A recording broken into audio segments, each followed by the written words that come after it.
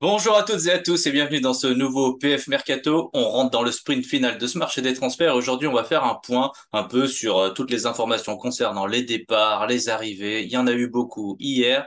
Voilà, mais avant cela, n'oubliez pas bien sûr le petit j'aime, ça fait toujours plaisir. Et bien sûr, de vous abonner pour continuer à suivre l'actualité du Paris Saint-Germain.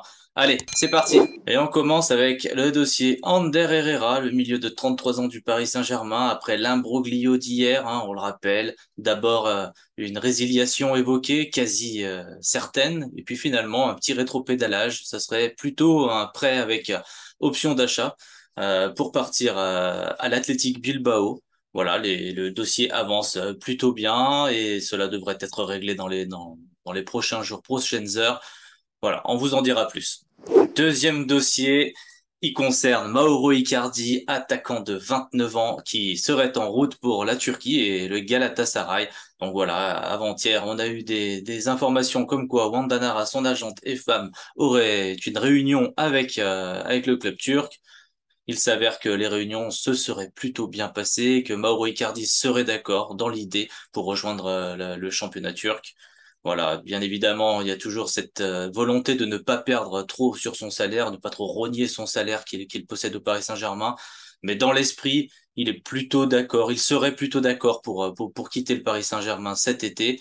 Voilà, les informations vont venir un petit peu au compte-gouttes, mais ça avance aussi de ce côté-là. Et le dossier numéro 3, Leandro Paredes, pisté par la Juventus. Il a 28 ans, milieu de terrain. Voilà, le dossier, ça fait quelques semaines que ça dure pour lui, qu'il est bien sûr très intéressé, lui, de son côté, pour la Juventus, pour jouer, rejoindre André Di Maria, qui est arrivé aussi à la Juventus cet été. Le Paris Saint-Germain n'en a pas fait un indésirable cet été. Il est toujours dans le groupe et il a même fait plusieurs rentrées en championnat. Mais le joueur, voilà, veut toujours partir. La Juventus Turin, le problème, c'est qu'elle n'aurait pas formulé d'offre. Il y a des sources qui disent que l'offre pourrait arriver le 1er septembre, le dernier jour du mercato, pour mettre un petit peu la pression au Paris Saint-Germain. Mais d'autres sources disent que la Juventus aimerait enregistrer l'arrivée de Paredes avant ce week-end.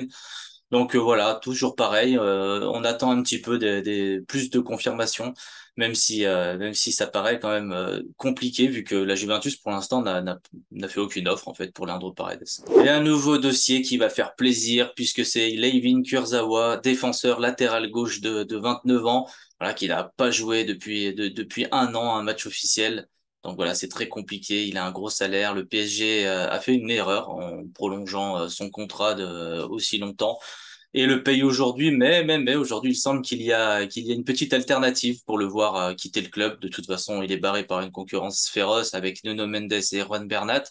Et le club, de toute façon, ne compte pas sur lui. Là, il est pisté par Fulham. C'est une option sérieuse puisque le joueur l'envisage. Le Paris Saint-Germain serait d'accord dans l'idée. Une offre est à venir, n'a pas encore été proposée par Fulham, mais elle devrait arriver d'ici peu. Voilà, le club anglais préférerait un transfert, ce qui arrange le Paris Saint-Germain. Donc pour l'instant, dans ces dernières informations, c'est plutôt positif. Pas de prêt avec option d'achat. Et nouveau dossier, et pas des moindres, il fallait pas l'oublier cette fois, Rafinha, milieu de 30 ans, qui est revenu de prêt cet été et qui n'a pas du tout sa place au Paris Saint-Germain, puisqu'il a été mis tout de suite dans le groupe des indésirables par Luis Campos et Christophe Galtier. Voilà, se cherche une porte de sortie depuis le début du mercato, c'est pas facile, très peu d'offres. Et puis hier, voilà, il y a eu l'intérêt du Trabzonspor en Turquie voilà, qui s'est manifesté. Le club n'a pas fait encore d'offres et tout, mais il y a une certaine confiance quand même qui règne dans ce dossier. Normalement, Rafinha devrait bien quitter le Paris Saint-Germain dans cette fenêtre des transferts. Nouveau dossier qui concerne cette fois Keylor Navas, gardien de 35 ans, numéro 2 au Paris Saint-Germain depuis que Christophe Galtier a mis en place sa hiérarchie. Voilà, il veut jouer, il y a la Coupe du Monde qui s'approche, il reste évidemment très peu de temps dans ce mercato. Naples est intéressé. Évidemment, le dossier devrait avancer. Naples aimerait enregistrer l'arrivée de Keylor Navas assez vite. On rappelle que Naples veut en faire son numéro un. Pour l'instant, peu d'avancées dans le dossier, mais une certaine confiance dans le fait que ça se réalise. Voilà, ça serait un coup dur quand même pour le Paris Saint-Germain qui perdrait quand même un de ses meilleurs gardiens sûrement de son histoire avec tout ce qu'il a pu apporter ces dernières années. Mais voilà, la hiérarchie mise en place par Christophe Galtier, il mise plutôt sur l'avenir. Keylor Navas doit jouer. On préfère voir d'ailleurs Keylor Navas sur les terrains de football. Donc, on peut espérer pour lui que ce transfert se fasse finalement assez vite. On y reviendra un peu plus tard. Dans le dossier Idrissa Gueye, c'est un peu compliqué. Le joueur veut résilier son contrat, sait qu'il n'a plus sa place au Paris Saint-Germain et espère évidemment partir avant le 2 septembre. Mais c'est très compliqué. Le Paris Saint-Germain, on a appris que le Paris Saint-Germain refusait plus ou moins qu'il résilie son contrat pour partir en Angleterre et notamment à Everton, son ancien club. Il reste depuis ce matin deux nouvelles pistes, de nouveaux intérêts, le Sporting Portugal et le FC Porto qui se sont manifestés. Cette fois, Antero Henrique serait d'accord pour que le joueur parte libre dans un des deux clubs portugais. Toujours pas d'accord pour qu'il parte libre à Everton. Donc voilà, maintenant il reste aussi à se mettre d'accord avec les clubs, voir qui est le plus intéressé, formuler les meilleures offres et trouver le meilleur compromis. On espère que Gay pourra trouver une porte de sortie parce que clairement, il a envie de partir. Clairement, le Paris Saint-Germain ne compte pas sur lui et doit dégraisser son effectif pour aussi recruter avant, on le verra tout à l'heure, avant la fin de ce marché des transferts. Et enfin, dernier dossier dans ce mercato des départs, on va dire, ce dégraissage massif que le Paris Saint-Germain entreprend chaque jour depuis la reprise. Voilà, on sait que Abdou Diallo a été pisté un petit moment par l'AS Rome aussi, voilà. Pas beaucoup plus d'informations. Le plus gros intérêt viendrait bien sûr de Première Ligue avec Aston Villa en pole position, comme club prêt à l'accueillir. Et évidemment, d'autres clubs de Première Ligue qui s'intéresseraient à son profil. Abdou Diallo aimerait connaître la Première Ligue et le Paris Saint-Germain ne serait pas opposé à son départ parce qu'il sait que le joueur souhaite plus jouer et qu'à Paris, ça risque d'être un petit peu bouché. Donc le départ serait largement envisageable pour lui. Maintenant, reste à ce que les offres se mettent en place et qu'il y ait un petit peu plus de concret dans tous ces dossiers. Mais il y a une certaine confiance qui émane, voilà, qui va amener du coup cette confiance d'un départ de Diallo pour les dirigeants parisiens amènera quelques interrogations. On va le voir dans le mercato des arrivées cette fois. Et voilà, on passe aux joueurs pistés par le Paris Saint-Germain, les rumeurs qui ont été évoquées ces dernières semaines, ces derniers mois et dernières semaines. On va commencer par Bernardo Silva, voilà, pisté par Luis Campos. Le Paris Saint-Germain aurait fait une offre à hauteur de 70 millions d'euros à Manchester City qui aurait été refusée. Le joueur ne veut pas aller au clash avec son club, même si l'intérêt du Paris Saint-Germain et le projet parisien semblent l'intéresser, tout comme le projet du FC Barcelone.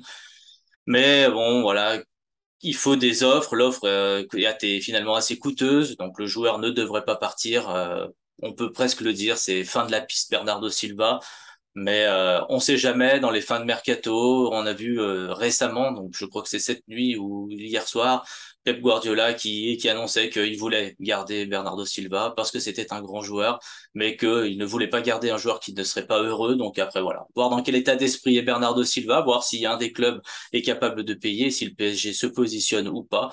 Voilà, ça fait paraître une piste être un peu chère alors que le PSG est un petit peu en difficulté sur le fair play avec le fair play financier. Et puis on va le voir, il faut recruter aussi, hein, notamment en défense. Petit point sur la piste menant à Marcus Rashford, un temps évoqué qui a été très très vite voilà tu par Manchester United qui a déclaré qu'il était intransférable.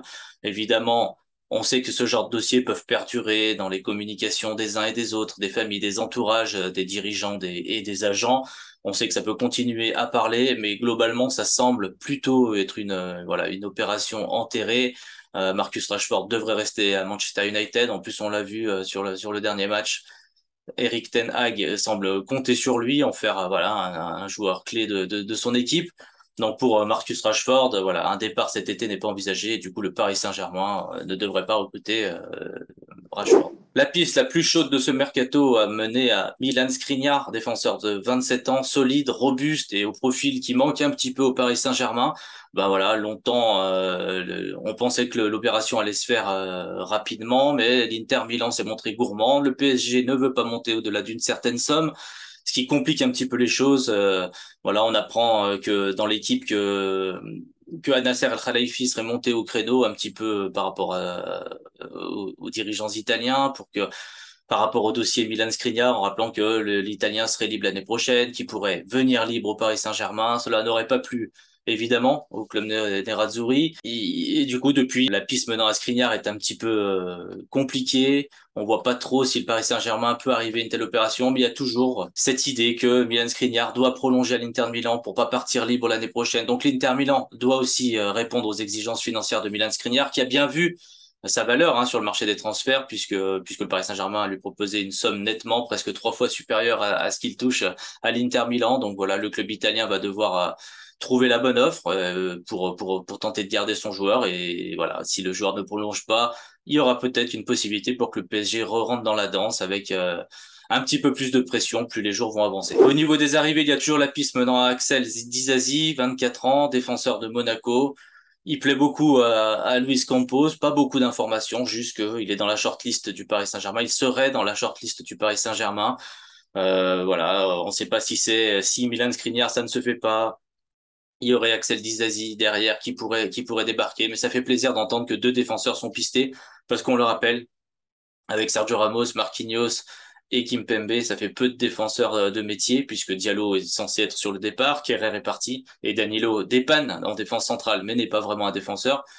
Il manque voilà donc clairement du monde à ce poste-là, donc c'est bien de voir le PSG qui se positionne aussi sur des défenseurs, que ce soit voilà Disasi, 24 ans, bon profil, plus jeune et très qui pourrait être très important, ou Milan Skriniar encore une fois si le Paris Saint-Germain arrive à faire céder le club interiste. Et enfin dernière piste, celle menant à Fabian Ruiz. On a tous cru qu'elle allait se terminer très vite puisque c'est très vite monté en flèche. Un accord était presque prêt et une arrivée était très proche. Et finalement, voilà, il y a eu une sorte de barrière dans les négociations, quelque chose qui a fait que le dossier n'a plus avancé. Depuis, bah, on n'a plus trop de nouvelles et on sait que Luis Campos compte toujours sur cette piste.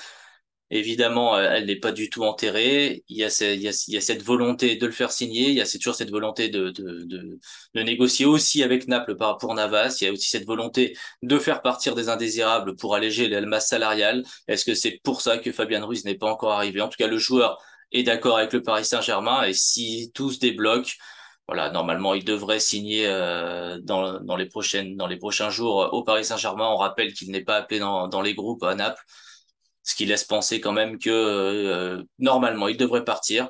Même si dans le mercato tout va très vite, on est sûr de rien. Voilà, bah écoutez, n'hésitez pas à laisser des commentaires. J'espère avoir fait un tour relativement complet de la situation du Paris Saint-Germain ce matin.